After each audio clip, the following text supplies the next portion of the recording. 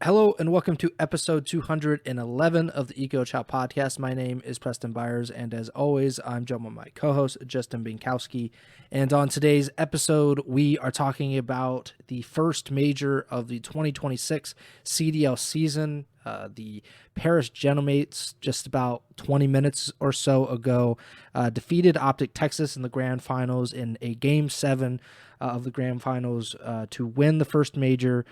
We have a lot to talk about, a very eventful, very interesting weekend of action in the CDL. But before we get to any of that, how are you doing, Bink?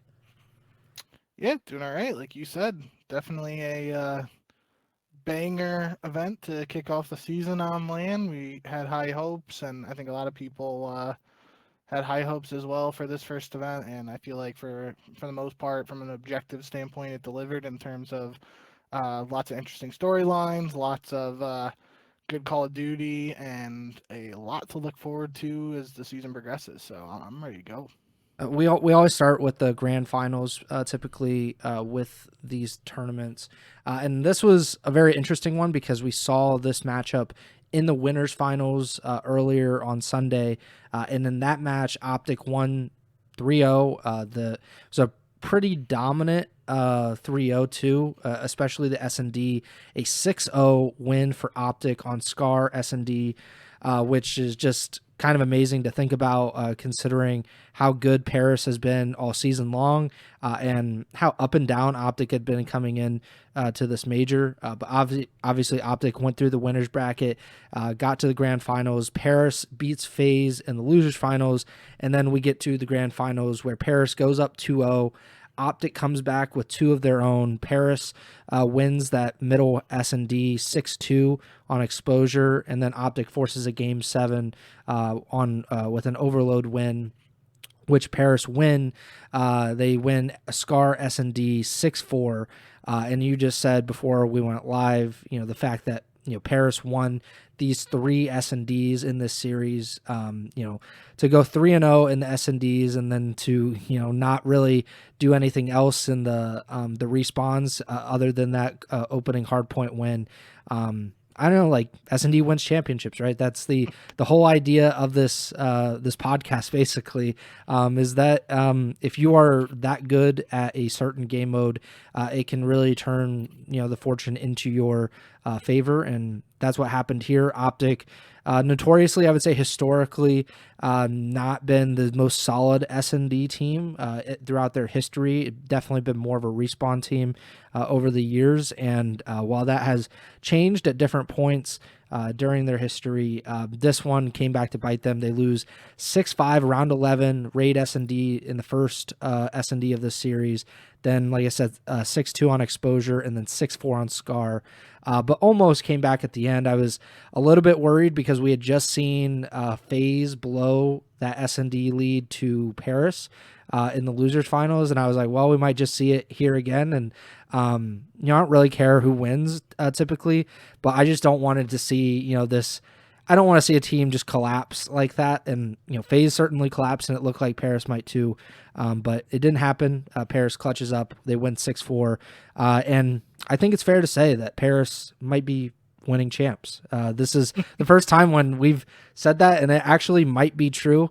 But Paris wins. I guess Paris, the city, and also the Gentlemates and anybody that has kind of occupied that spot has won their first event, because I don't think the Legion or the Falcons No, ever won anything. So a very kind of historic win for Paris to win this. But just overall thoughts on this grand finals that we just saw between OpTic and the Gentlemates. yeah, I'm pretty sure. I mean, without looking it up, I think it's safe to say uh, it's Paris as a city's first victory. But the only time I can think of would be the MW 2019 season, when that like team with like Dens and the Australians and Zed, when it was the COVID year, and it was the online home series where not every team was competing in every tournament. Mm-hmm. Um, so it's been a long time coming, especially the Paris is winning champs crew. It's been a meme in our friend group for many many years now. So this is a pretty historic day, all things considered, and obviously, A lot has changed, as you alluded to, with the ownership of the Paris slot and team just changing hands multiple times now. But for Gentlemates and Gotaga and all those people involved, this has just got to be, uh, you know, an incredible moment for them, and got to shout them out. And obviously, uh, the Gentlemates being with LAG last year, however that partnership worked and whatnot, it was a rough first year for them, but now getting that French association with the actual team name and stuff.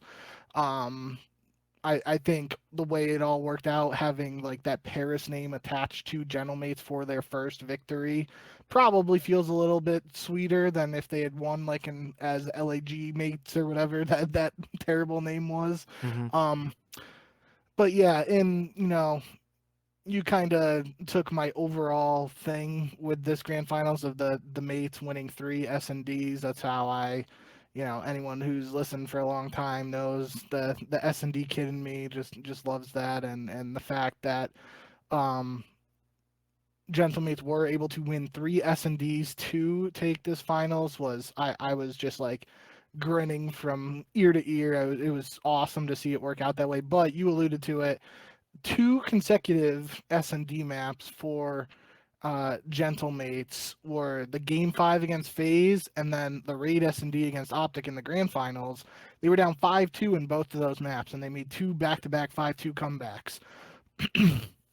And when they go up 5-2 in the Game 7 of the grand finals, I said, I texted Rule and I was like, that it would be the most poetic justice or the most ironic thing ever if now, they Gentlemates pull off these historic comebacks and then they choke a 5-2 lead to lose the championship and OpTic win. So for Gentlemates' sake, I'm glad they were able to close it out, but that was the biggest thing really for me from this was the without getting too far into the actual tournament away from the grand finals, that winners final match between Gentleman and OpTic, it was Scar Hardpoint, Scar S&D, and Exposure Overload. When I saw the map set for the grand finals, I saw Exposure Overload and Scar S&D were the last 2 maps, and those were the Scar Hardpoint wasn't in the grand finals series, so the 2 maps that 2 of the 3 maps OpTic beat Gentlemates in 3-ish hours prior to the grand finals were the last 2 maps of uh, the grand finals. And I was saying in the back of my head, like, okay, Gentlemates just lost these maps to OpTic. In their heads, they got to be trying to close this out before it even gets to a map 6 to, so they're looking to win 4-1 or 4-0 if they want to like avoid having to replay any of those maps. It gets to the game 7, and OpTic just beat them 6-0. It's not like that was another 5-2 comeback or a 6-5 sweat game. Like, it was 6-0. Dashy was piecing with the sniper. I think Shotzi, I mean, I obviously have it in the notes. Yeah, Shotzi went 10-2, Dashy went 8-0, and Hook dropped a donut for the win in a 6-0 victory, the Scar S&D. So I was pretty nervous for Gentlemates heading into that game 7, but they were able to, jump out to a lead, capitalize on some stuff in that map. I'm sure, I think I saw a JCap tweet saying like he wasn't a fan of that game 7, but he congratulated Gentlemates regardless of the mistakes or however he worded it. But game 7, everything riding on one S&D, it's probably natural for even some guys on that stage who are world champions to feel a little bit of nerves here and there. So yeah, I mean, just overall for Gentlemates, they won 5 straight S&Ds after that 6-0 loss on Scar S&D to OpTic. They won 2 S&Ds against FaZe, and FaZe had looked pretty strong in S&D at this tournament and leading up to that match against Gentlemates. And then they win 3 S&Ds against OpTic, and I think the numbers don't support it. I'm assuming Breaking Point is up to date, including the major, but according to Breaking Point right now, Gentlemates are 15-5 in Hardpoint on the year, 11-7 in Search, and 5-8 in Overload. And I think if you just told me those numbers and said like what I had to pick where the team's records were, I think the 15-5 makes the most sense in hard point because that's what it felt like General Mate's strength was heading into this tournament. And they certainly played well in hard point at moments throughout this event, but it turns out they are a pretty good S&D team when it comes down to it. And 5 S&D, we've obviously seen some other, ironically, the LAG team that went on that crazy losers bracket run with Slasher and Asim and Spart and all them. They had a pretty good S&D streak themselves that was much longer than 5, but in my head and probably in the eyes of many other people, the fact that a team that many people likely consider a strong hardpoint team was able to win 5 straight S&Ds to clutch up and close out a major victory, that's a scary, that's got to be something that's in the back of people's mind and a scary thought going forward throughout the rest of the year. Paris only played 3 S&D maps going into the losers finals because they played 1 S&D map. They lost to Toronto. That was the only map that they lost in that series. They played LAT. They swept them, so they won the only S&D of that series. Like you said, they got 6-0'd in S&D against OpTic in the winners finals. And then they got those 2 S&Ds against FaZe in the losers finals. And that kind of basically served as a warm-up to what was going to happen in the grand finals because to only play 3 S&Ds in like 2.5 days of action or whatever, 3.5 days, and then they obviously go into the FaZe series and they win 6-1, and then like you said, they come back from 5-2 to win round 11, and then rip off 3 S&D wins against OpTic. And I think it's just it's a really impressive win. I think it really validates what we have been saying even before the season, is that this roster on paper looked really, really good. Like, I was skeptical, certainly, of Sib because Sib did not have, he probably had his worst season as a pro last year. Certainly as a team, in terms of team performance, certainly. But, we knew the talent of all of these guys otherwise. And for this to all come together like immediately, like in the preseason, we were like, oh, they're actually really good. And that continued even if they kind of fell off toward the end of the qualifiers. It seemed like they were a little more vulnerable, not nearly as dominant as we had come to expect of them. But when it came to the tournament, they looked like they were on their game. Other than that winners finals, they were pretty good. They 3-1 Toronto, 3-0 LAT. They beat FaZe. They beat OpTic. Those are, if you think about it, OpTic, FaZe, LAT, Toronto. Who are the top 5 teams going into this season? You would say those 4 teams plus Paris. So they beat all of what we thought to be the top 5 teams going into the season. They beat them all at the first major on LAN. And I think that's very, very impressive.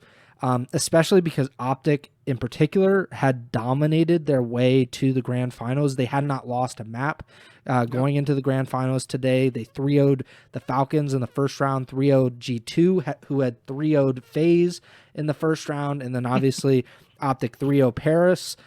So they had to have been feeling really good. This was their home major as well, so there's a lot of fans for OpTic, as there always are. And it just didn't matter enough, I guess. It probably mattered some, but it didn't matter enough. And, to go into, I would imagine this is a pretty hostile environment for any team playing OpTic in the grand finals, but especially at their home major in a game 5 or game 7 of a major. I think that's got to be one of the more hostile environments for a Call of Duty event that you can get. And Paris was able to win that. So I think that says a lot about the team and their mental toughness, that they were able to not kind of wilt under the pressure of that kind of match, especially for this being their first LAN together, other than that preseason LAN, the 4-team LAN that they did right before the CDL season started. So obviously congratulations to Paris. I think we'll be talking a lot about them as the season goes on, because we've talked a lot about them over the past 6 or 7 weeks or whatever it's been. And this is, I think, is a really good sign. We haven't seen a ton of teams, though, I should say, that win the first major and they end up winning champs at the end of the year. It definitely seems to be more favored toward the team that wins the last major, as you might expect, and bringing that momentum in. But Paris is obviously off to a otherwise perfect start to the 2026 CDL season. And I'm not going to say this is like make or break for Paris or anything, but one thing I found interesting in this series in particular that, isn't going to be looked at on the scoreboard or anything, and it might make its way on Reddits, and I'm sure people have posted it on Twitter and stuff, is Neptune was pulling out some interesting jump spots um, throughout the finals in particular, and I think he might have used one in the FaZe match, or that might have been the start of the grand finals, and I'm blending those series in my head. Just a lot of Call of Duty this weekend, but um, that's usually something we talk about with like people saving stuff and spots for champs. And Neptune, 0-4 in grand finals heading into this matchup. Like, he was not saving anything for champs. He was pulling out whatever he could within reason here in order to get that first championship. And that's something, Neptune named MVP. Neptune gets his first championship after a year last year of multiple second place finishes. Special shout out to him. I mean, not gonna say I'm gonna write a Call of Duty book anytime soon, but writing a book on Neptune's journey so far in the CDL, and even just his gaming career in general, going from, you know, entering COD to, back down to challengers, then getting his shot again last year, and now this, like, it's a pretty cool story, all things considered. So special shout out Nep getting that first trophy lifted. Yeah, we talked about it last year how he deserved to be in the MVP race, even though he definitely wasn't going to win MVP because of the impact that he had on Vancouver last year and the difference that you could see. It was almost night and day between, before he came in and after, where, they go to a bunch of these grand finals and they're one of the best teams consistently. I mean, certainly in terms of grand finals appearances, they were the most consistent team in the CDL, even if they weren't winning those grand finals. And then this year, first tournament, first grand finals, first championship. That is an incredible story for him. And, it's got to feel good for a lot of these guys. Sib, obviously he came into the league with the Seattle Surge back then, and they were like immediately competitive. And then he just was kind of like in the wilderness a little bit. He wasn't able to kind of break through with the championship. They were pretty similar to Vancouver in a lot of ways. That original Seattle team, where not original, but like the actual first good Seattle team, because they couldn't break through and they couldn't win the titles, even though they were pretty close. And then, obviously the duo of Ghosty and Envoy to get ousted from LAT after the number one seed last year and to turn up to the first event of the season and win that.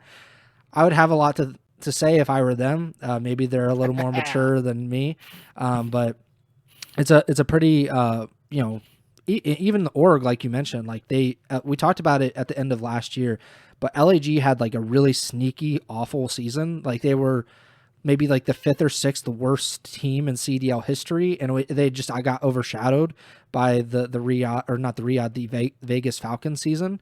But they were literally one of the worst teams in COD history, and for them to kind of turn it around, they dropped everybody. They changed coaching staffs. They did everything basically to overhaul this team. They got rid of the very stupid name and brought in their own branding, and they're immediately champions. So to me, they did everything right over the offseason, and I guess this is the reward that they get for that. And, I'm sure they're hoping that this is just the beginning of a great season for them.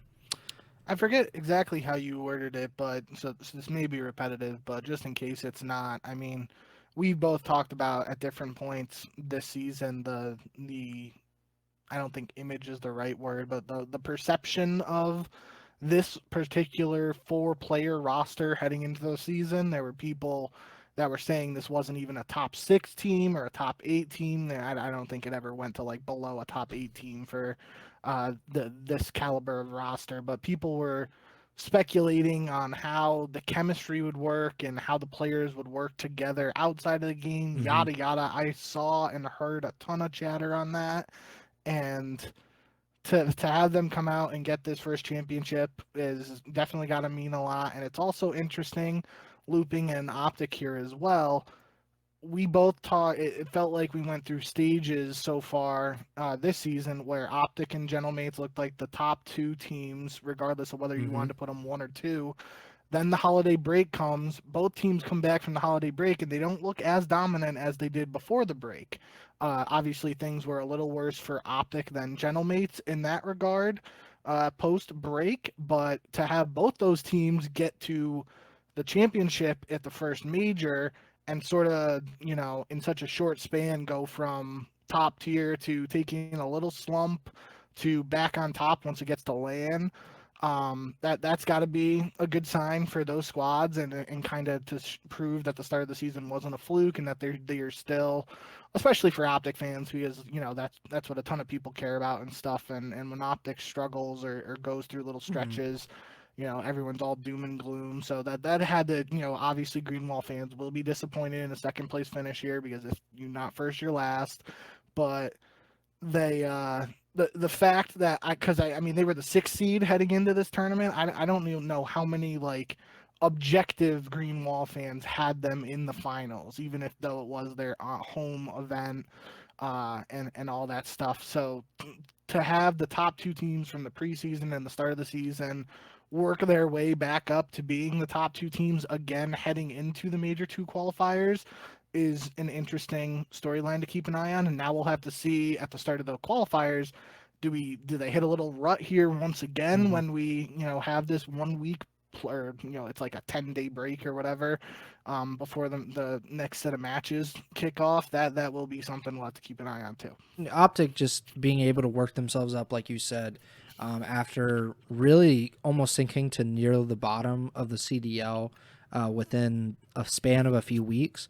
That is really impressive. And I think, if you are objective and you're just looking at it as kind of like a reasonable person, you have to think like, well, this is like a pretty good outcome for everything that went on since the break, to get second and to get within a few rounds of winning the first major. I think that's about as good as you can really get, considering you think like, so they start 3-0 this season. They were the last undefeated team in the qualifiers, going the only team going into the break, and then they get 3-0'd by Vegas in their first match. Then they beat Vancouver, the worst team in the CDL, at least. We'll talk about it. They were the worst team going into this weekend. I don't know if they're necessarily the worst team coming out of it, but that's their only win of the qualifiers after the break, because then they lose 3-1 to LAT and then 3-1 to Carolina. They lost 3 of their last 4 matches going into this tournament, and then they rip off 9 straight maps to get to the grand finals of this tournament. That is like the OpTic experience where I've been Yeah. talking about it. Like, it just doesn't make sense why it happens, but sometimes they just go into like a little rut. They go into the trough basically, and they're one of the worst teams for whatever reason, and then they can flip a switch, and then they are automatically one of, if not the best team. And I think they proved that this weekend. I'm sure it's going to be disappointing that they weren't able to pull off the win. And it's I think it's more alarming or more concerning that they weren't able to win any of those S&Ds. That's probably the biggest takeaway for OpTic in that grand final, is not necessarily that they lost the series as a whole, but that they were able to control the respawns for the most part, but then just not be able to even pull off one of the S&D maps. Granted, one was a round 11, and you could really flip that, and it could have been an OpTic 4-2 win in this series rather than going to a game 7 or a 4-1 win, maybe even for OpTic. So a lot of good to come out of it, but yeah, OpTic, I'm sure, is very disappointed that they weren't able to win this series. Yeah, I mean, you can the round 11, they had a 5-2 lead, so that's Yeah. obviously the biggest difference maker there. Is not only can you always say what we say about, oh, round 11 going either way. Like if any of those 4 rounds before, or 3 rounds before the round 11 went another way, they could have closed this out before game 7. But at the same time, they had a man advantage in that round 10 It was either a 4v2. I mean, this was literally less than an hour ago, and I'm already forgetting. But I know I was messaging. Tremi sent me a message about it. It's like that, OpTic had an advantage in the 5-4 round Hmm. of game 7 in the grand finals, where they're a round away from potentially forcing a round 11 and potentially, getting in Gentlemate's heads a little bit. And if we're talking about a round 11 going either way, we can say that same thing Yeah. about if they get to a round 11 in game 7, who knows what happens there. Strats are out the window. It's a pure chaos. So um you can say what you want about that stuff. I think that game 2 is what I got to circle from the grand finals in particular, in terms of being the difference maker. Because if OpTic win that, they win the next 2 maps, that puts a lot of pressure on Gentlemates, and who knows what happens from there. Yeah, and I think those two teams are basically the only ones where I'm like, those two teams won't make a roster change. I think everybody else is at least on the table. Wow. I should say there's one team that I think probably won't, and that's probably G2. I think Minnesota will stick with their roster, even though like they probably could. If they Yeah. could get someone, then it would make sense. But FaZe, they finished third place in this, so they lose in the losers finals to Paris. Um, obviously they have a Luca on their bench, and we've talked about it before that if they perform to the standard that FaZe has historically performed, and that's getting to Championship Sunday, sometimes winning the championships, then it might be a while until Luca is able to get into the fold.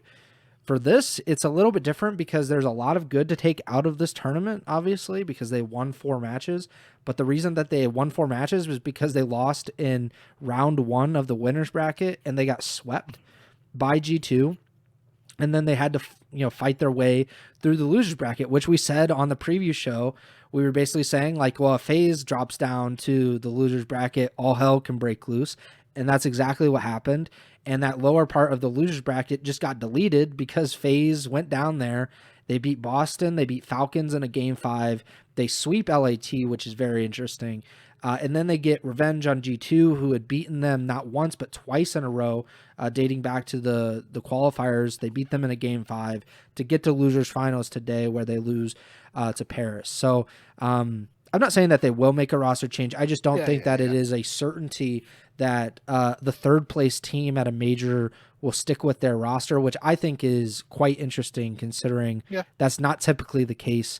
But what do you think about FaZe in general coming out of this event? You picked them to win the championship, and I think that was a very valid and reasonable pick. We had kind of anointed them the best team in the world after whatever it was, like week 4 or 5, and then they go into a little, not a slump, but they have some hiccups, and then they have a very odd tournament by their standards.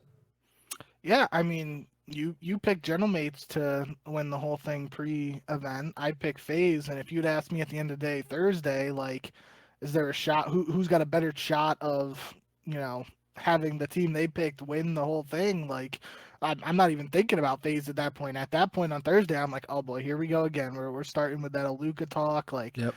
everyone's gonna be saying FaZe is making a change, blah blah, and then about 3-ish hours ago, FaZe is up 5-2 in that game 5 against Gentlemates. I'm already thinking in the back of my head, like, damn, FaZe is going to have all momentum going into a series against OpTic, a matchup that people wanted to see in winners bracket round 2. Now they're potentially going to get it in the grand finals, and that just went completely out the window. But shout out Neptune for that, because Neptune literally went clinical in the game 5 against FaZe with a 1v3 and a 1v2. I think the 1v2 was actually an ace too. Like, he just went nuts at the end of that uh, losers bracket finals there to send Gentlemates to the finals. But um yeah, for FaZe, it really was like you said it yesterday when we were texting for picks for the start of today, when it was a FaZe G2 rematch. You're like, I'm going with FaZe, but if G2 beats them again, I swear to God. And I was thinking the same thing. I was like, I can't not pick FaZe here. And like, even if they lose, I'm not gonna feel stupid about it. But I was a little worried about the G2 rematch today, just because it feels like there was this, we've talked about it with the top teams in previous years about like a triangle or a square for like team A beats B, B beats Hmm. C, C beats D sort of deal.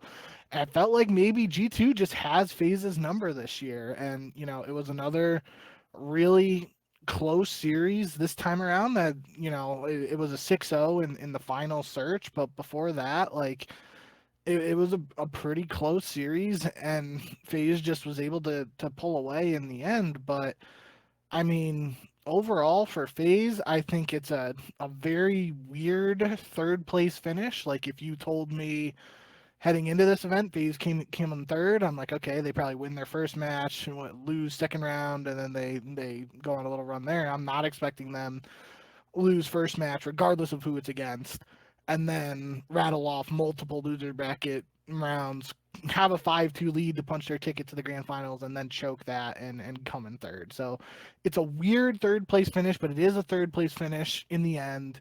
Um, I was already thinking at that time when it was a 5-2 lead, like I'm like, okay, 0-4 and Abuza are going to have their shot to win a championship. Once again, how's it going to turn out this time? Obviously, that narrative flipped to focusing on Neptune for the part of the Surge roster from last year. But um, for FaZe, it's just I don't see them making a change now that they went on this losers bracket run.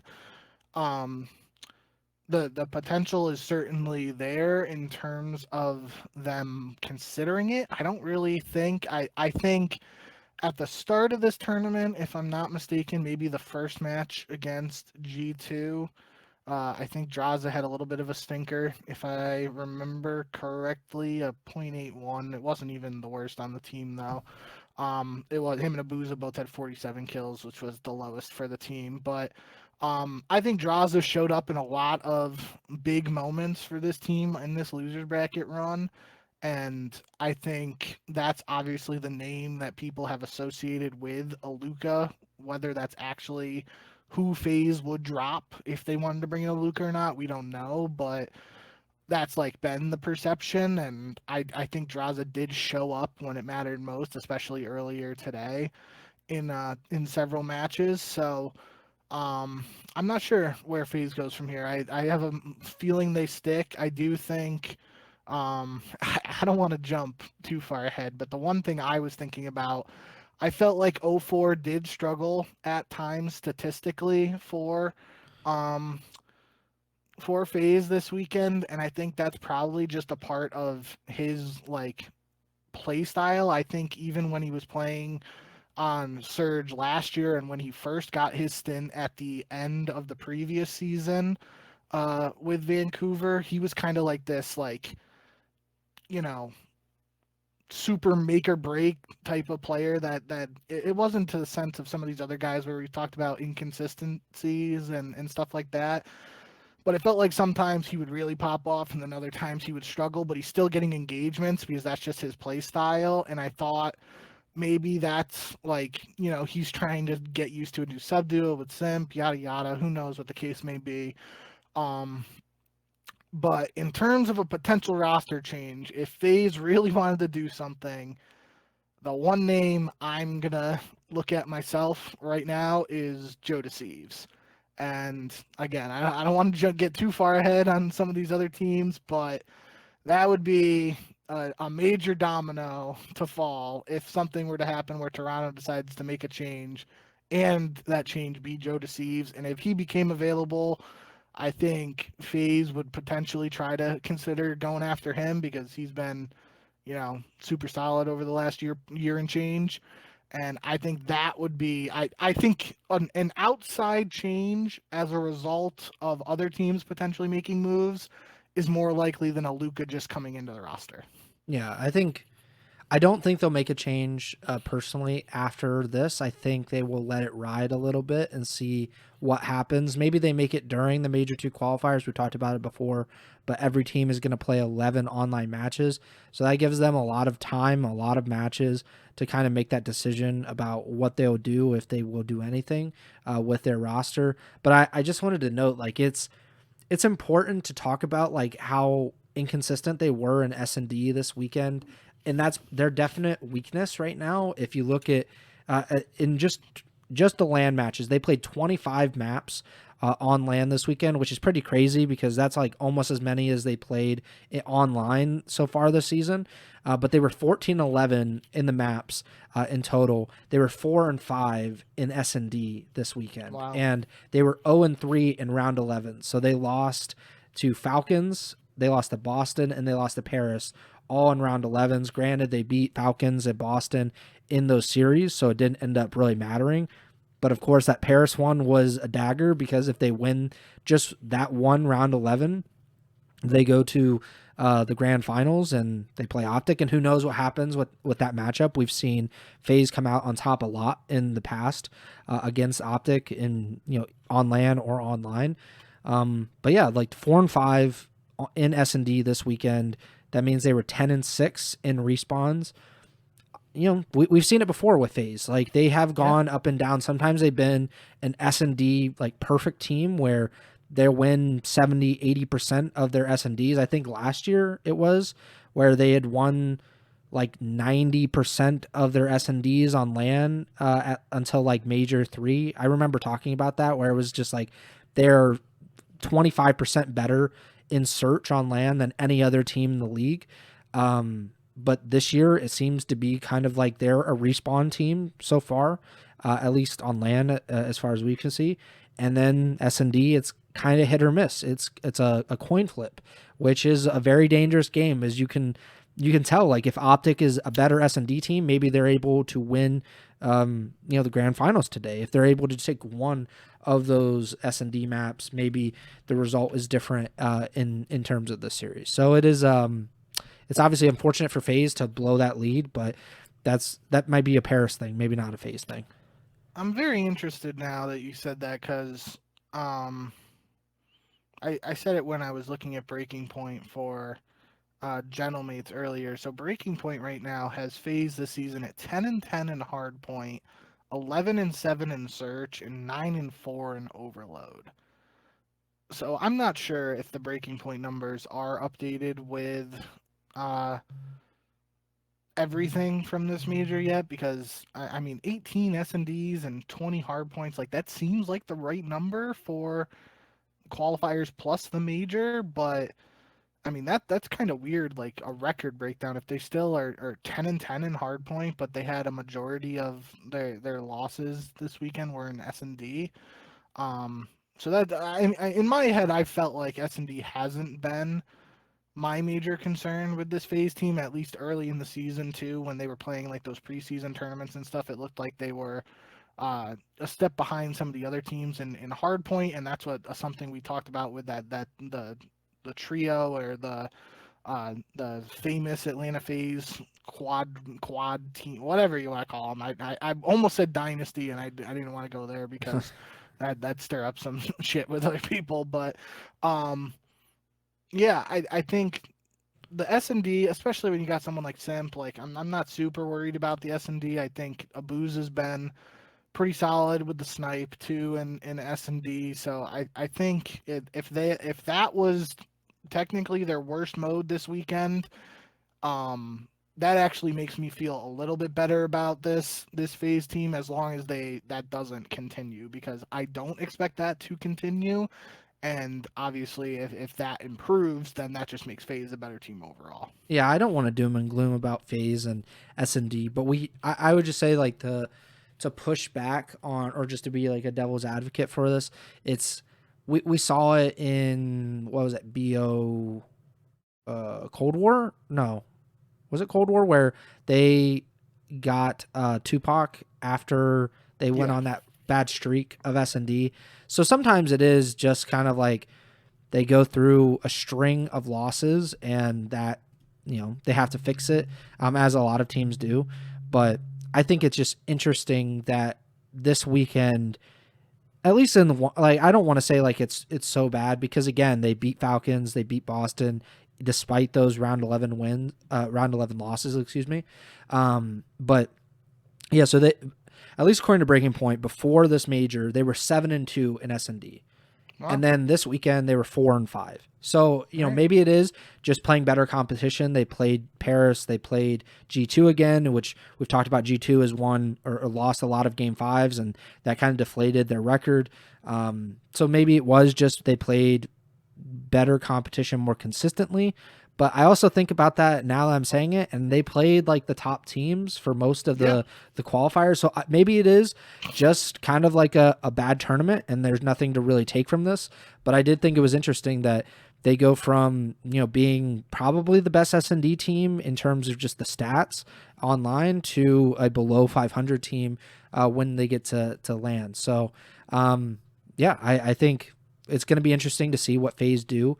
I definitely think they have the potential. We saw it in the qualifiers. They have the potential to be the best team. They beat Paris in the qualifiers, and I certainly think that can happen again. As we saw today, it was that's a map that you should win. I think a lot of teams will say we were up 5-2. Like we should be able to win one round here and not lose this map and lose the series, but that is what happened. The best, probably pleasant surprise of the weekend is G2 Minnesota. They get fourth here at the major, which if I want to say they got fourth, was it last year, the first major, or was that 2 years ago, where we talked about and we said like, well, they're definitively not the fourth best team in the league.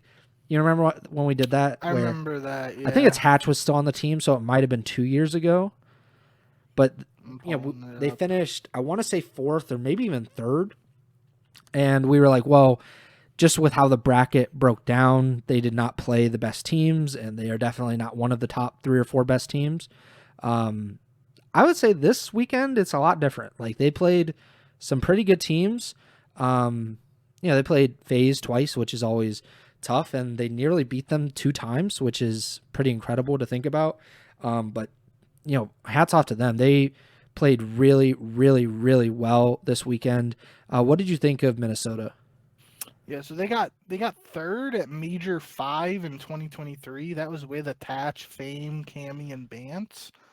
And then they got fourth at Major 1 in 2024 with Accuracy, Lens, Awakening, and Vivid.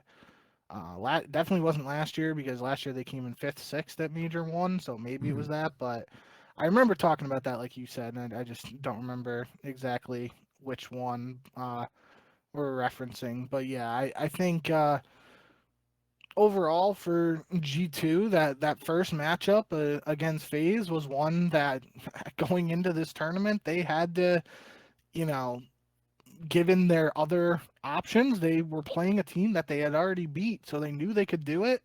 And they came out, and not only did they do it again, they swept them. So I was very surprised by that happening again. I obviously knew, and we broke it down on the previous episode, that it was a possibility given that we had seen the matchup and saw it go in G2's favor. The thing in that match and throughout this weekend for me though was Skies at very different moments. Like in that FaZe G2 series to start the weekend, he was 29-21 map 1, 10-3 in the S&D. Other series throughout this weekend, I just noticed like he was putting up pleasantly surprising statistics again, and I don't remember which series it was. I don't think it was the first one, but um somebody mentioned it, whether it was on the desk or the caster, saying like, I think it might have been Maven saying like that it felt like this was like the first time that we've seen Skies do this since that champs winning season he had with the subliners. And uh it's just interesting that we saw guys. I don't want to jump all over the place again here, but we've seen the conversation around some players who had down years in the past, most recent, like Kenny and Skies last season. Mm-hmm. And now this year, Skies is seemingly, at least as far as this tournament goes, he was putting up some pretty decent numbers that people, again, like you were saying, I think if G2 struggled at this tournament, Skies would have been one of the names potentially on the chopping block for Minnesota, potentially considering making a move. And after this tournament placing, I agree. I don't see them making a move. And I think it's interesting to consider whether that's a good or bad thing for Minnesota long Yeah. term this season. But as of right now, I mean, you can't blame them for not wanting to consider to make a move if that's what they decide to do, just because of how Skies played this weekend. So shout out Skies for showing up and doing his thing on land once again. I thought Kremp, Estriel, and Mamba, they all, I'm not going to compare it to the trio last year on Minnesota that I was saying, like, they would pop off at one moment and the other guy would have an inconsistent performance or that sort of thing. There were some moments like that where that sort of felt like what was happening, and that I would be lying if I said that that thought didn't cross my mind. But I'm not going to go there with this team yet. I thought they all had some pretty strong performances, pretty good moments individually. If they put it all together, it will be interesting to see how G2 does. And I think that's just, again, similar to the narrative we were just saying with OpTic and Paris starting strong at the beginning of the season. Gentlemates were one of the preseason surprises and one of those teams that played pretty well in the preseason. And then they kind of struggled at the start of the qualifiers and then had those two big wins to close out the qualifiers.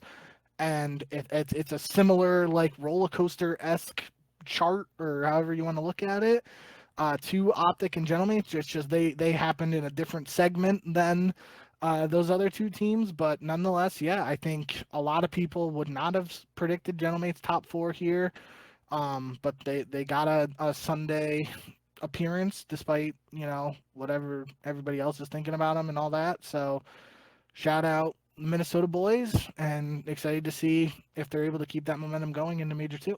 I think that is the interesting part about performing well, whether it be, like top 3, top 4, sometimes even like top 6 for some teams. And it's that decision of like, well, should we make a roster change here, even though this was like an objectively good performance and we should be proud of this. This isn't something like we're hanging our heads about. But I think Minnesota is in that category of like, this is good enough where we're not going to make a change, or, we don't really have another option to make a change.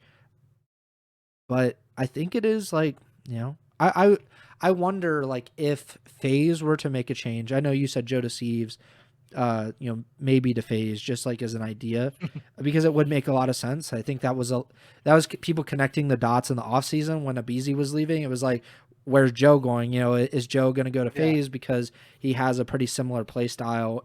He's even faster than Abizi is now. So I think that makes a lot of sense. But if FaZe were to make a change and say they move on from Draza or whatever, maybe Toronto gets in on Draza, because that would actually make sense with their roster construction to bring him in, because we've talked about it before. Like, they're essentially playing out of role a lot of times, and they look uncomfortable a little bit. Like they obviously recently they have looked really uncomfortable. I think they've lost like 4 of their last 5 or 5 of their last 6. So like not great things coming from Toronto at the moment. But I think something like that would, if it came about, would be something, not Toronto, but also Minnesota. I was thinking about both of these teams, but like, I think both could benefit from someone like Draza, even if it isn't Draza himself. I just don't like, obviously the ARs we've talked about are at a premium. Like, you're not going to get a ton. Maybe they could swing a Luka just as kind of a loan, and then get him some CDL experience, and then FaZe wants to call him back, then they could trade Draza to G2. I don't know. Like, we don't really know how the loan system can really work in the CDL, so maybe something like that could happen. The interesting thing to consider too, I know we're kind of jumping all over the place here, but when the reports came out on the Neum substitute role with LAT, it was allegedly like a stipulation or whatever that Neum has to be chosen to enter LAT lineup by a certain date after Major 1, and or if he isn't used, then he like becomes a free agent again or whatever it is, whatever the technical term there is, because I mean, it was never like officially announced or anything, like Neum's role on LAT. So Um, that could be an interesting development there in a world where LAT decides to not make a change, or they decide to make a change that doesn't involve Neum. Potentially, Neum could be an AR option on the market from challengers. A little, challengers update here in the middle of the show. The one of the Saudi teams, Rock Esports, won the Challengers Open. So that was Kicks and the Doom guys, who at least one of those guys that was like D7OM or Yeah, whatever the was room. like, yeah, yeah, however you say it or whatever. One of them appeared for Falcons last year. Obviously, Kicks did, and then had to take the mental break or whatever his situation was. So it's cool for him to win this Challengers event, but um, they most likely won't be options for any teams, considering making a change here because of the lack of a language barrier and potential visa issues. I would assume all that. So the challengers options for some of these teams, obviously Bush came in second, so potentially Spart or Fire, Prolute, Capsule. Obviously, Capsule is more of a sub in my eyes, but he's fried all challenger season. And then the Huntsman team did come in fourth. One of the EU teams came in third. I think it was Denza's team and F Dot. F Dot has been a name that came up, I think, last year for that Carolina squad that was going to compete at the Esports World Cup and then didn't end up happening. Yeah. But long-winded way of me saying here that two of the teams in the top four of the challengers portion of this tournament are most likely non-options for CDL teams at this particular moment because of the visa stuff for EU and Saudi players, presumably. Um, so the options for the top teams are most likely those guys on the Bush squad that played well, Huntsman, which obviously ropes in Neum, as we're talking about him already, and then guys like Aluka, maybe someone like Brackerfellow also on that Omit squad there. So there are some options in challengers, but because of the way the tournament shook out this week, like the technically we've talked about it in previous years where like the team wins the first challengers event and then immediately that roster Yeah. gets poached. That's most likely not going to happen here unless the Riyadh Falcons decide to switch things up. And then I don't even know how that would work because it's not like this is one of the Falcons 2 academy teams. This is a different Saudi team. So maybe they wouldn't want to do a trade or, something of that sort. I'm not sure. Yeah, I don't know what the logistics are. I imagine like I personally think we need to like standardize like the contracts in the CDL and in challengers. So if a player gets signed by a CDL or has like the CDL team has interest in signing a player to their team into their main roster, then they could basically just break the contract of the challengers player and like pay a buyout, obviously, and then bring them up rather than like, we've seen it before where challengers team and, some CDL teams that just have them on the bench are like, no, we're good. Like, we're just going to keep them there and we're just going to kind of let them rot away. Especially in challengers, that's even more disappointing. So I hope that, if that happened, if they wanted to get one of these players, then they could. I think the loan ideas are interesting. Like if they could loan players and then just kind of see what happens in the major 2 qualifiers. And then if Falcons, for example, has interest in signing those players, then they could buy those contracts or obviously it could be worked out. I just think like a lot of teams don't want to really worry about like the hassle of that. And especially like you said, if Neum's deal is truly like he is basically free if he doesn't get called up to the main roster, that forces the hand of these CDL teams. And I'm sure they don't like their hands to be forced quite often like that. I also think that is a good segue into LAT as we talk about it, because they had not a horrific tournament because they did win one match, but they 3-0 Carolina out of the gate, which is just a very interesting matchup and result considering what we saw last weekend. And then they get 3-0'd by Paris, and then they get 3-0'd by FaZe. So I don't know how great to really think about this because them beating Carolina seemed pretty awesome at the time, and I thought after Thursday, okay, maybe LAT is back. But then we also saw Carolina on Friday get beat by the Vancouver Surge 3-1, and then obviously LAT goes and they get swept in back-to-back series. Carolina gets out with a double first round appearance. So how do you kind of think about LAT and their performance, considering just taking into account, I guess, Carolina's performance as well?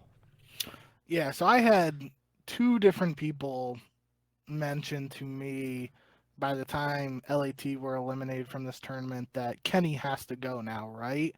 And my response to both of them was that Kenny had played decently and pretty well leading up to the matches on whatever that particular day was. It started with that match against OpTic in the qualifiers. Kenny did play pretty well in that series in particular, and some people were like, Kenny showing up for a match against LAT, blah, blah, blah.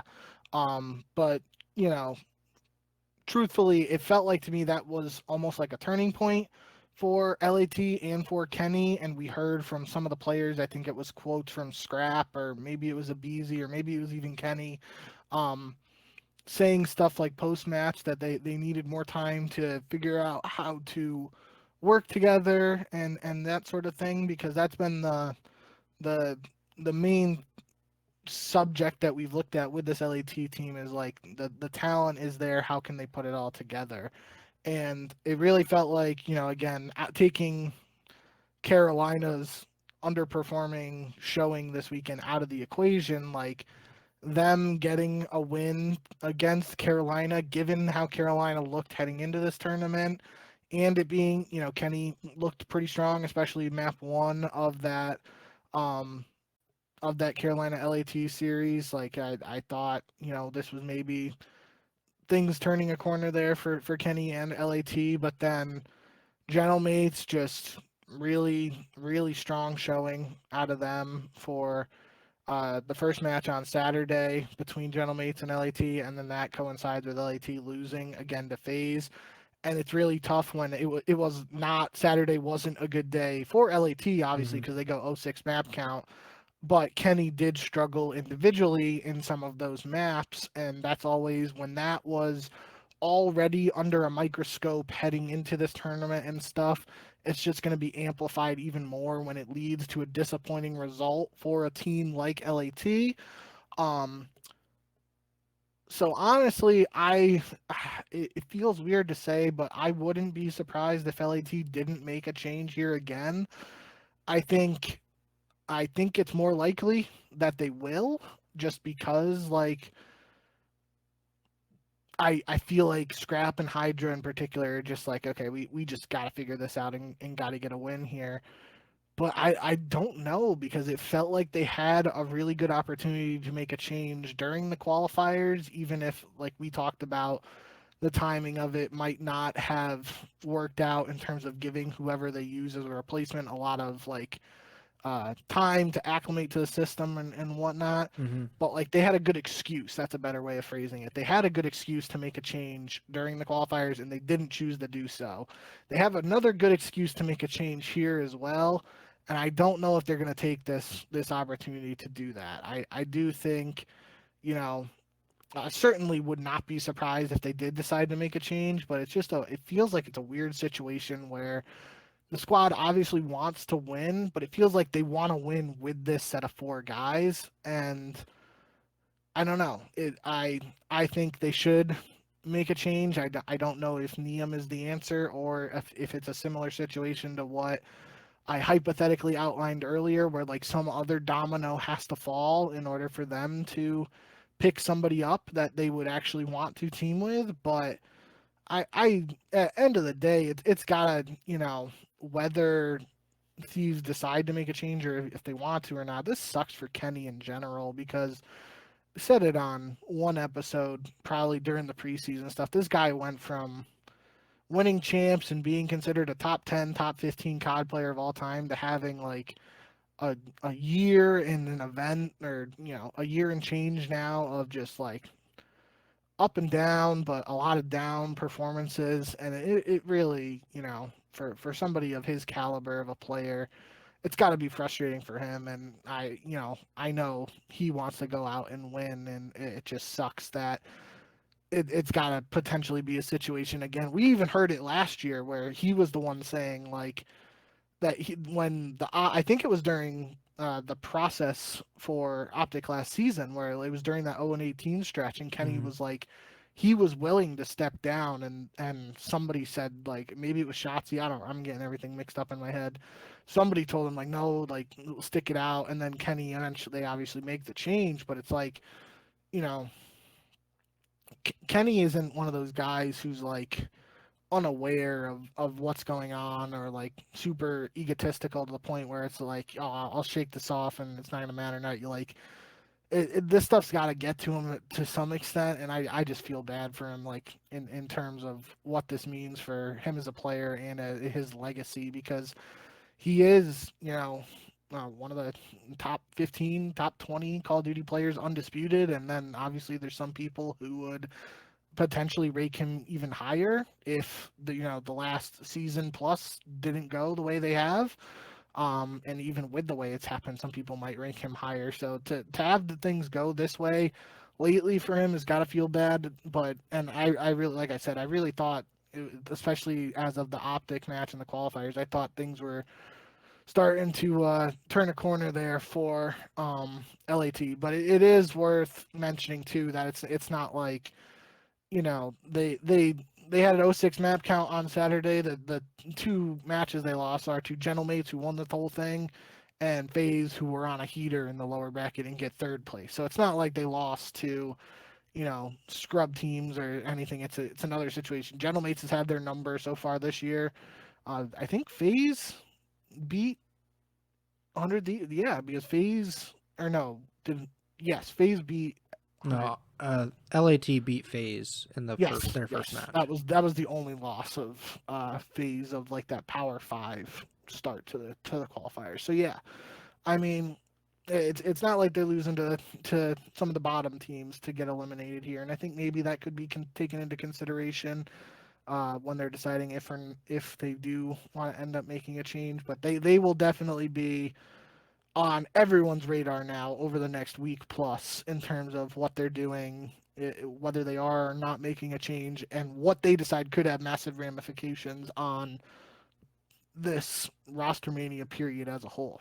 Yeah, I think there's an awful lot of hand wringing about dropping Kenny, and this happened last year too, like you said, with OpTic, right? Because and I could see that more than what's going on with LAT, but they were coming off of a world championship, and he had been like really instrumental in getting them to that point. But at the same time, I think like sports, and I'm looping in esports as well in this, like you have to take the emotion out of it a lot of times. Like when you're building a roster or you're making roster changes, whether you're cutting players in the NFL, you're making trades in the NBA, whatever it may be. And then obviously this extends to the CDL, that you can't keep that emotion with you a lot of times, because it can cloud your judgment and it can lead to wrong decisions. And I think it was the wrong decision for OpTic last year to kind of let it get as bad as it did. And really, like, they were like very against making that change, like you said, with the behind the scenes stuff. Like they were like, he kind of wanted to get out, because I can't imagine how bad that is mentally to be like on the most popular team, on the defending world championship team, and yet there are people like, seeing you drop 0.3s like in a match, like I can't imagine how annoying that would be, and how bad that can be for you mentally. But at the same point, like OpTic was obviously right in making that roster change. They made it, and then they made another one, and then they ended up winning back-to-back world championships. They won, like if they didn't drop Kenny at any point, they weren't going to get Mercules, and that is what unlocked that championship for them.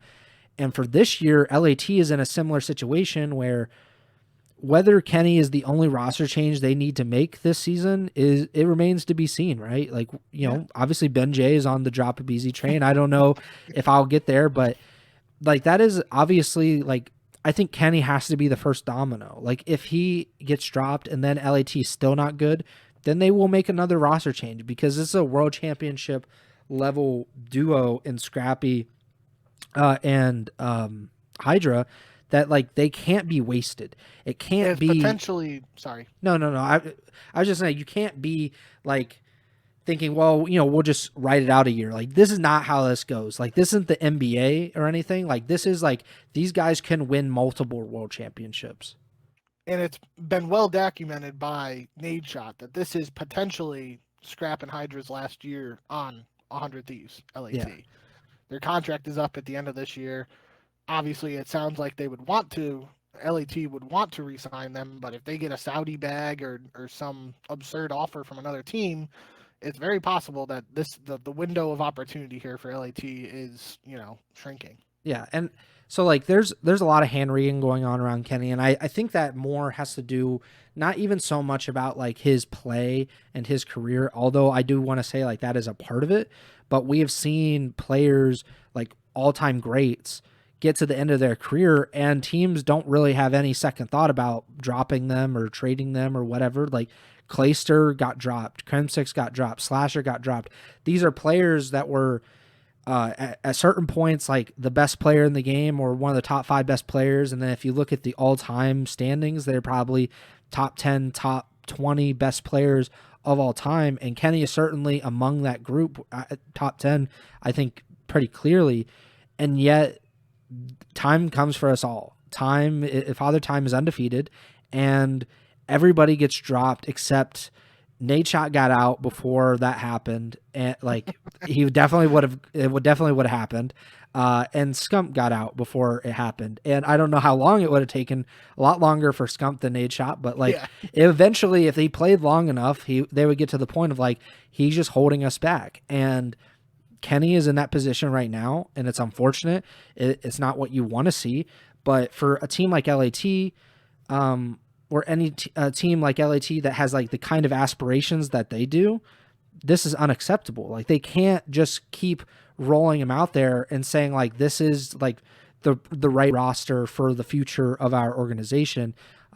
Especially like you said, like you can make the argument that because they lost to a lot of top teams, that's like the excuse for why you wouldn't make the change, because you're like, well, our record would be better if we played more of the bottom teams, which is true. Like objectively, I guarantee if they had played more of like the bottom 4 than they played the top 4, they'd have a better record. At the same point, I can make the argument that because they lost all of these matches to top teams, that is even more of a reason to make that change. If we're looking, they beat FaZe to start the season 3-0, then they beat Falcons, which I don't know how great of a win it was because Falcons was like pretty, I think they're like a level below what we think of a top team is, but like if you look at how they finished the qualifiers, they certainly have an incredible degree of skill and they're a very good team. But after that win, 3-0 lost to Paris. That was one of the most dominant 3-0s of 2 quote-unquote top teams that I've ever seen in my entire life. I've never seen a team just get deleted off the map like LAT did in that series, where it's like 2 of the top 4 teams in the CDL. Similar thing happens against Toronto. They lose 3-0. Toronto has been absolute butt cheeks since then, so I don't know if that's like an indictment on LAT or Toronto kind of went off the deep end after that.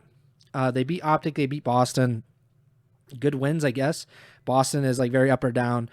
OpTic, we just talked about like the losers, the losing streak that they went on in the back half, and then lose to Carolina online, beat Carolina on land, and then back-to-back 3-0 losses to Paris and FaZe. So to me, I'm losing my voice. I've talked so long now. To me, that is... It kind of requires a roster change. Whether Neum is the solution, I have no idea. Like that's like, it's impossible to know. And he's going to be put in a very bad situation, or whoever replaces Kenny, because you're coming in, it's like fix us, make us a world championship team. And that's not a great position to come in. But I just don't think that you can play the string out any further than they already have. And we did see those rumors that, at least I sent you something about like how LAT allegedly, reportedly, rumors, I guess, they were waiting until Major 1 to make the change, even though some people wanted them to make it before. You can make the argument either way. I don't really think it matters too much, but I think if they don't make a change between the Major 1 and Major 2 qualifiers, like that's crazy to me, just in my opinion. It is worth mentioning as well that it's very possible that big changes to the game and the map set and modes happen between now and Major 1. We heard earlier this year that the map pool wouldn't be touched until after Major 1. So now over this next 10, 11, 12 days, it's possible that some map changes get introduced.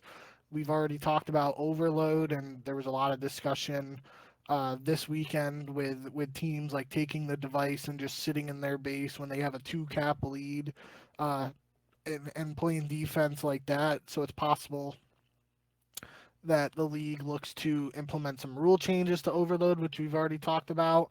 And those things could work in LAT's favor in both ways. You could look at it as these are big changes to the game. We can keep our current roster because it's basically, big enough changes that we can just give it a new shot. Or they can be like, these are big changes. Now's a good time to make a roster move because everyone's going to be on an even playing field in terms of having the same amount of reps on these new maps or the mode changes, yada, yada. Mm-hmm. I do think, end of the day, that it feels like LAT are going to be a little more aggressive and potentially consider making a move. I don't know. There's something telling me that it is possible that this might not be the end of Kenny on LAT. But last year I was famously wrong about all of the roster changes involving OpTic. I was like, when Hook was coming back, or Pred was coming back in for Hook, I was like, that seems like a terrible move. Hook was OpTic's best player at Major 1 and all this, and then like 2 days later it actually happened where Pred came back. I think it was with Mercules too. I was like, I think it was with Toronto really. Like I was like, I was going back and forth. I was off on a lot of the roster reads last year in terms of what actually ended up happening. So maybe it's a good thing for LAT fans that I have something telling me they won't make a change, and then they'll end up doing a change and having a really strong season. So who knows? Another team that I think should make a change, but I'm not entirely sure what they can do, is Toronto. We thought about them as like we lumped them into that top 5 to start the season, and I've been a lot more skeptical on them just in general, even dating back to the beginning of last year and all through last season. But they have been objectively bad recently. So they got double first rounded, or I guess, they got double first rounded here. They were the 8th seed heading in. They lose 3-1 to Paris, which I guess they took a map off of Paris, so that's good. But then they lose 3-2 to Miami in losers round 1. They lose to Real's former team. Miami's been also very up and down. And I think what is really indicative is, like, if you look at the very first match of Toronto's CDL season, it was a 3-2 win against Miami. The most recent match in the CDL season for Toronto, a 3-2 loss against Miami.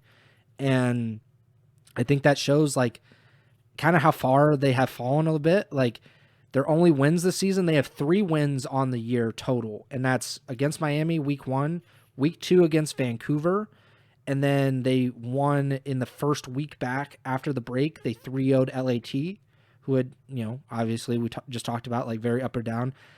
Otherwise, they've lost 3 game 5s, 1 to Vegas, 1 to Paris, and 1 to Miami. They've lost to Paris twice. They lost to Minnesota in a sweep. They lost to Carolina 3-1. So they've lost 5 straight matches, 6 of their last 7 matches. And that's dating back all the way to December 14th. So the last month and a half or so of that.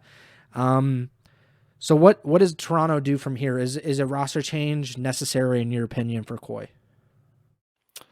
I am not entirely sure. I do think it feels more likely to me that they would consider making a role change and maybe moving Kleenex to full-time sub and Rial to the flex. I think that was the Rial was really the one who stood out to me this weekend in terms of his underperformance. He seemed to really struggle in both series.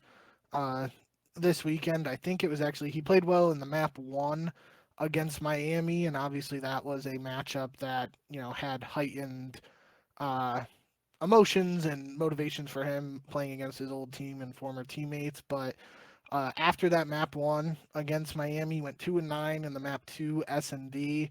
He went 18-36 in the map four hard point, and then went 3-8 in the game five. Which, granted, Miami were up 5-0 in that, and Insight Insight like missed the jump on a ledge to finish a 1v3 that would have sent it to a round 11, with Toronto having the potential to full sail Miami to win that series.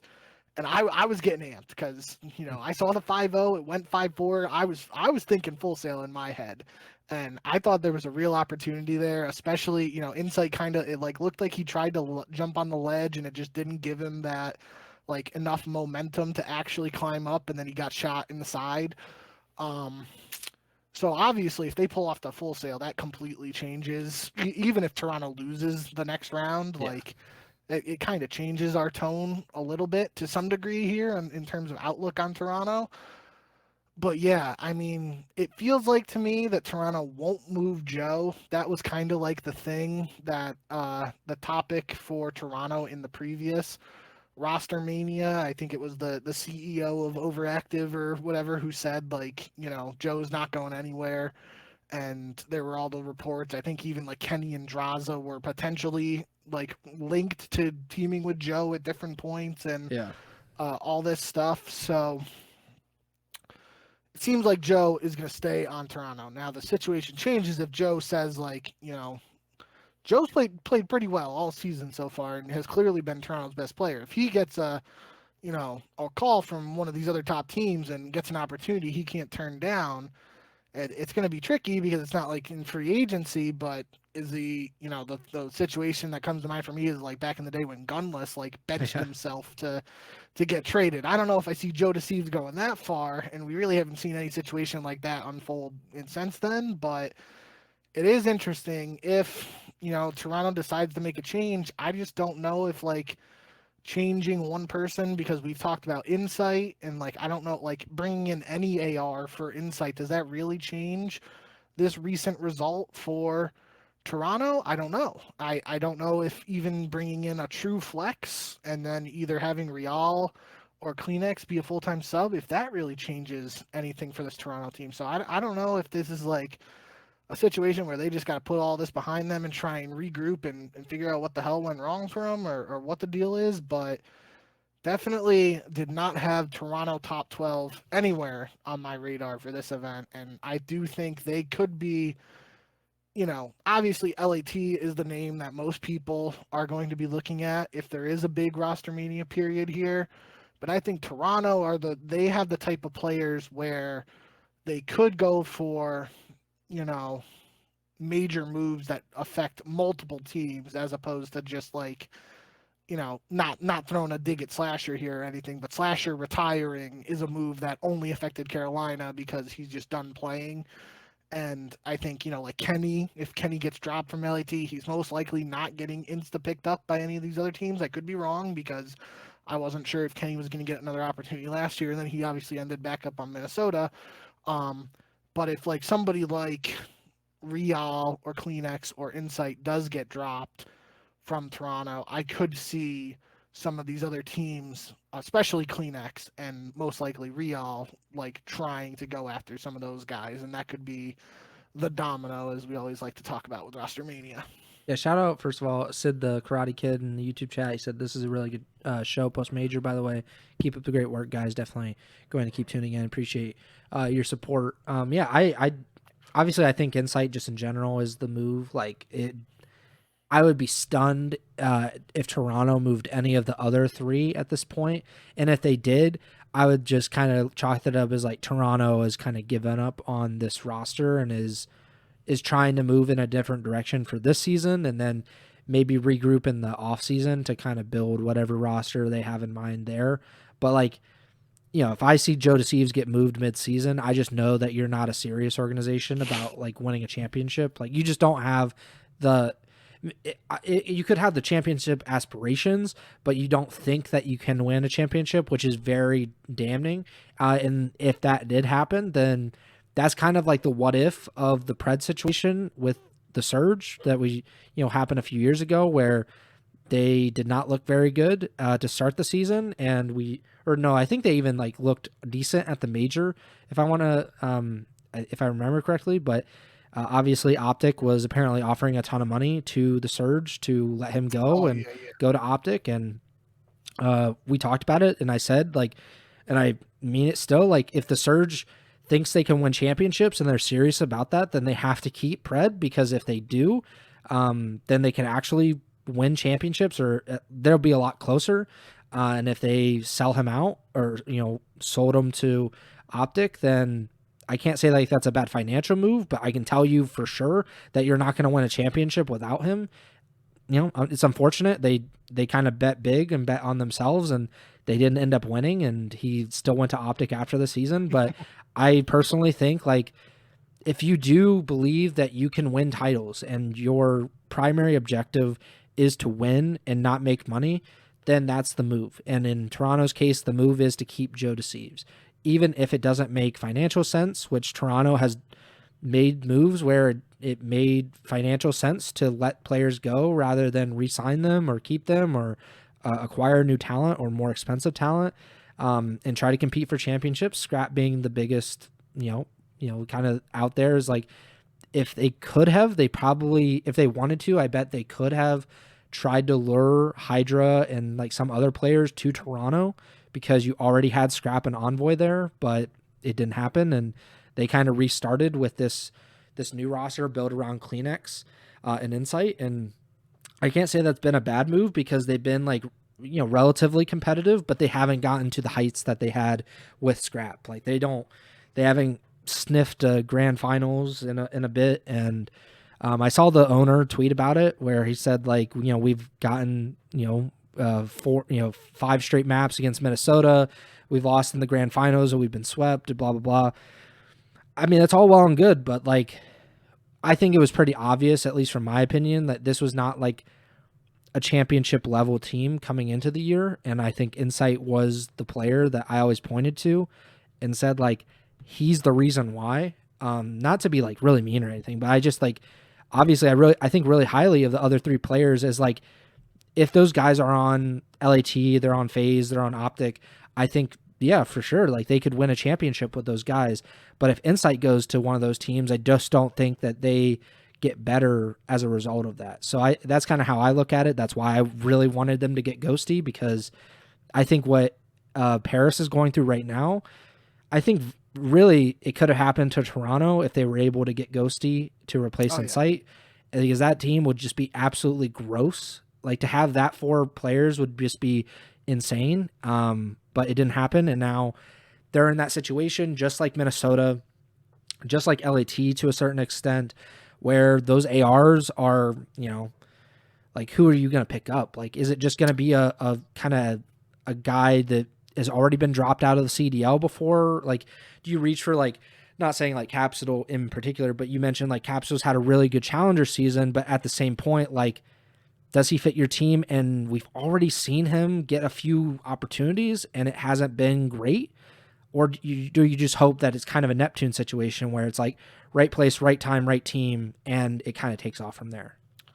I think this is an interesting opportunity for me to answer your question and sort of segue to another team with Carolina. Carolina brings in Exceed, who over the last couple of years has been known as an SMG player and not an AR player, and he seemingly comes into this Carolina team and becomes the main AR, helps the rookies and Lurks and Craze pick up the pace, and Nero was playing well in the qualifiers and stuff, and that really so maybe that's the answer here for some of these other teams is we have been looking at this AR pool, quote unquote AR pool, and as long as the M15 is this do it all weapon, Mm-hmm. it's possible that maybe some other SMGs get AR opportunities in this potential roster mania period. I do. We talked about it a couple episodes that there have been some nerfs to the Dravic and the M15, so it's unclear how much of an impact that will actually have on the CDL gameplay and stuff, since they're obviously like a patch behind when that happened, as far as I'm aware. Um, but yeah, I mean, it's due to Carolina's online success. It's possible that teams could evaluate the opportunity to bring someone in who was an SMG player previously and give them a chance to run an AR. At the same time, somebody could look at Carolina's performance this weekend and be like, maybe that was all just a big honeymoon phase that had us fooled, and I don't want to do that. Well, I think personally, I think it'd be interesting because this is the time in the season where you want your online warriors to be coming out at night. You want it's actually more important in a way for your team to be good online than it is to be on LAN, because the bottom 4 teams of these qualifiers will not even go to Major 2. So you need them to at least do well enough to get into the top 8. I think it's only 2. Oh, is it just 2? I think so. I thought it was the bottom 4, but maybe it is the bottom 2. But either way, like, I think with this major, I wonder, somebody would have to do some kind of calculation, but like how many wins online would you need to kind of outweigh like a 0-point LAN performance? Like, because there are 11 matches, like say you won all 11 and then you dropped an egg on LAN, like how beneficial is that versus, winning 5 or 6 online matches and then winning a match or 2 on LAN? So I wonder what the kind of offset is of that. Yeah, it is. It's 10 teams at Major 2, and I remember I'm looking at COD Gamepedia now. They have those play-in matches for the winners bracket, and I remember when we talked about the schedule, comparing it to the NBA play-in, like in terms of the seeding and stuff. So that's how they're doing that there. But yeah, that is an interesting point in terms of that. That's something I know I was really excited about heading into Major 2 now. The opportunity for every team to play every other team in these qualifiers. So I'm really looking forward to it, but that is, it's almost double the number of matches that we just saw these teams play in the qualifiers. For some of these teams that didn't play well at Major 1, the qualifiers for Major 2 are going to be more matches than they've played this entire season to date. Yeah. So it's a huge, huge moment in the season. I think we'll wrap here after we talk about this, but we can't go without talking about Carolina because they're the team. If I guess OpTic and Paris and FaZe, like, we'll always talk about them. LAT, we'll always talk about them. But Carolina coming into this event was certainly the team that we were talking so much about. I think for like 3 straight videos, I had them in like either the thumbnail or the title, which I was like, this is not good for the algorithm. I don't think people are really searching for the Carolina Royal Ravens, but like our conversation was centering around this otherwise irrelevant team going into or coming out of the break. Other than Slasher retiring, we didn't really talk at length about Carolina this season until they started winning. They won 5 straight online qualifier matches. They beat Miami, Minnesota, Toronto, OpTic, and LAT. Obviously, those last 3 matches being against the teams, 3 of the top 5 teams that we kind of anointed at the beginning of the season. So we kind of thought like, well, this is like one of the teams to beat going into the major. And then they just got beat. Like, they didn't put up like much of a fight. They lose 3-0 to LAT. And then even more shockingly, because we did say like, what if LAT, who had laughed after losing to Carolina online. Okay, so what if LAT comes out and they just railroad Carolina? What does that mean? But then Carolina loses to the Vancouver Surge, who had won 4 maps coming into this event. They had won exactly 1 match. They had won 4 maps this season, and Carolina loses 3-1 and gets double first rounded. And it's like, I was saying, I said online Warriors, I don't really believe in that. I'm starting to believe it a little bit because that's a crazy result to have, and to be like tied for the number 1 seed and just get absolutely torched like this. So how are you thinking about Carolina? Is there any difference of opinion that you have about the Royal Ravens coming out of this major versus how they entered it? Yeah, I think I kind of alluded to it just a couple minutes ago. I think that is the thought now heading into the second set of qualifiers is, was that all just a giant honeymoon phase, Yeah. or are the Ravens still legit? It's got to be, it's something that's actually considered, just given the fact that the online stuff with Carolina, especially in that LAT match, where from again the outside looking in, it felt like there were definite server/ping stuff going on, just due to the fact that Carolina's spread across the U.S. and not playing from the same facility right now, Yeah. as far as we know.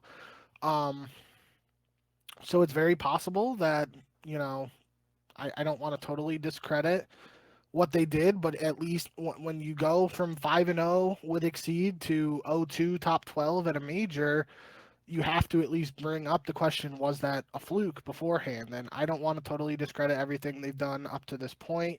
I definitely think the potential is still there, especially, I saw Nero play really well online. It just felt like he didn't translate that to LAN this time around, but I've seen him play well on LAN before. I thought Lurks had some pretty solid moments this weekend, if I remember correctly. Yeah, I mean, he dropped 38 in the map 1 against Vancouver. Where was their first matchup? Yeah, the first map against LAT, I put it in the notes here. Both Craze and Lurks had 29 kills for Carolina, and that's their first match on LAN in the CDL. Obviously, Craze played like the EWC stuff with that Omet squad last year, but in terms of a CDL LAN, first map they both had 29. Nero went 22 and 34. Exceed went 17 and 30. So it was those guys who have the CDL experience who kind of didn't show up in that first map against LAT, and then obviously after that first map, it was pretty convincing out of LAT. So not, the stats don't really mean that much from that point on. And then just because we're most likely wrapping up out of this, I got to give a massive shout out to Lunars, especially for that series against Carolina. Like, I think it was a 1.55 KD. Is that what I'm going off the top there? 1.55, 113 kills and 73. And I've been waiting to say this since I saw him do that in this series. Like, if there's no other takeaway for Vancouver, it was, this is the kid Lunars we heard about last year, and this is what he can do. Like, it may have took an entire year to get a performance like this out of him, but this is what we heard about this kid Lunars, who was the next AR up, all this stuff, and then he obviously, went into a bad situation with his team last season and didn't really have an opportunity. Felt like he was on track to have another similar situation develop here with a Vancouver team that hasn't really shown much, but shout out Lunars for his performance in particular in that match against Carolina. But yeah, overall, I think for Carolina, we're just gonna have to see how I don't expect Carolina to make a roster change, just given the financial stuff we've heard about that organization over the last couple of years, and I wouldn't be surprised if they're just like, yeah, we're gonna flush the major. We saw what we can do in the online qualifiers. We're gonna try and build from there. But it definitely is, especially like you said, for couple weeks there, it looked like Carolina could potentially have a realistic shot of winning this entire tournament. To go from that high to literally last place is very shocking. Yeah, and that's why I brought him up. I was just, when we were talking about like how good do you have to do online to kind of offset the LAN performance, they are probably at the top of the list on that. I have no idea what to expect now going into the Major 2 qualifiers, and if they had performed admirably and maybe won one or two matches on LAN, I could still see a lot of the hype coming out of this event. And now like the hype train has been like completely derailed is on fire. People are burning alive in that train, and I have no idea how to kind of view them when we get to the online qualifiers in a few weeks. But yeah, the standings as they are, or I should first say what the major placings were, just to kind of make sure we hit everything. So obviously Paris won, got first place, OpTic second, FaZe third, G2 Minnesota fourth. Tied for sixth was Miami and LAT. We didn't obviously get to Miami, but they had an interesting win against Toronto, and then beat Vancouver, who we did not expect to get out of losers round one. And then tied for eighth was Vancouver and the Falcons. And then tied for 12th was Toronto, Carolina, Boston, and C9. So some pretty interesting names at the bottom of this major. Pretty similar thing because we have, obviously this was the first major, and this had a pretty big effect on the points so far this season. But the standings as they are currently is number one is Paris with 125 CDL points. OpTic is number two with 115. At 110, FaZe is third. And then there's a pretty big drop-off, as you could imagine. G2 Minnesota is in fourth with 75 points. LAT was 70 in fifth place. Riyadh Falcons in sixth place with 65 points. And then Miami has 60 points. They are seventh place. And Carolina is they have 50 points, and they are eighth place. So if the season did end today, Carolina would just sneak into champs. And the ninth place, tied for ninth place, is Boston and Toronto, who both have 30 points. Vancouver is no longer the last place team in the league. Damn. They are 11th place with 25 points. And C9 New York, who obviously has just one win, and that is over Vancouver this season. They have 10 points on the season, are in dead last for the year. So, not great for C9. Definitely not what they were probably expecting out of their first two seasons of the CDL, but maybe spend some money and maybe you'll win some matches. Pick 'em. So you went 11-7 this major. We were flip-flopping on like some of the teams, I went with OpTic at some points. I went with Paris at some points. I ended up going with OpTic in the grand finals. You went with Paris in the grand finals. You were obviously right on that. But I went 13-5, so I now have a one-match lead going into the Major 2 qualifiers. You are 37-23 on the season. I'm 38-22. And then Trimmer is still winless on the year. I think that about does it. We are about an hour 35-ish, hour 40 into the podcast. But please like, follow, and subscribe to the podcast feed wherever you're listening or watching on Apple Podcasts, Spotify, Amazon Music, and YouTube. Hopefully we'll be at 300 subscribers pretty soon on YouTube. You can also make sure to give us a 5-star rating on Apple Podcasts and Spotify. And you can also now not only follow us on Twitch, but you can subscribe on Twitch. We are we got affiliate status as of the last stream or after the last stream. So please subscribe at twitch.tv/Ego Chall Podcast. Bink can get some Chipotle if you subscribe. So please donate to that fund. You can follow us on Twitter at jbink with 2Ks, at Preston Byers, and the podcasters at Ego Chall Podcast. And you can also subscribe to Bink's Twitch as well. You can follow and subscribe at twitch.tv/jbink with 2Ks. Not exactly sure if we're doing a show on Wednesday or Tuesday or Wednesday. It kind of depends on how much we actually have to talk about. If there is a ton of roster news, we will most likely be back then. If not, we'll be back probably next weekend. But we're certainly going to be back sooner rather than later to talk about everything that's happening in the CDL. And with the matches starting back up on Friday, February 13th, the CDL won't be away from us for too long. So I think that about does it for me. Bink, take it away. Yep. Thank you guys, as always, for all the support. Sorry about the technical issues and whatnot for those listening to this episode on the stream, but hopefully for anybody watching the YouTube video or listening to the podcast version, it goes seamlessly and you don't even know what I'm talking about. So, I think I am pretty optimistic that at least a couple teams will consider making roster changes, and I think that's most likely our best opportunity to do a show here in the next couple of days. So If you see any buzz or anything like that in the COD community in terms of CDL rosters, that will most likely be the next time we are live. But yeah, other than that, I mean, it's only a 1+1.5 week break, so matches will be back in just 12 days. So shouldn't be away too long, regardless of what's going on. But obviously, know that if anything does happen over the next couple days, we will be live at some point to break it all down for you guys. So hope you guys enjoyed the major as much as we did. It was a banger start to the Black Ops 7 season, and it's only the first major. We got a lot of action still to go this year, and I'm looking forward to breaking it all down and talking about it with you guys here. So thank you guys, as always, for tuning in, and remember to send the chow.